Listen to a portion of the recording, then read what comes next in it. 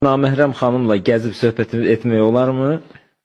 Valla naməhrəm xanımdan nə söhbət edirsən, bir kolleqasız, işlə bağlı danışırsınız, olar. Müəllimsən, tələbəyə dərs deyirsən, olar. Bir sual verirsən, olar. Evlənmək üçün tanış olur, o da müəyyən bir hədd çərçivə olar.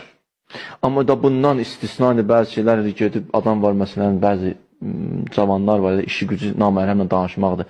Görürsən, bütün gün də yazışması da ondan ibarətdir, hidayət edir güya.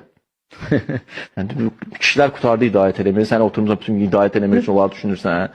Hə, hidayətdir, o da doğrudan bax gör Allaha xatir çalışırsan, söz deyirsən, o da olar. Yox, bəzi insanlar, bəzi vaxt insanın sözü Allahdır, niyyəti Allahdır. Allahdan danışır, Allah üçün danışmır. Aydındır. Şeytan da Allah deyirdi, amma Allah üçün yaşamırdı. Ona görə orada da bir baxmaq lazım, niyə gezir, niyə söhbət edir, nədir məsələ?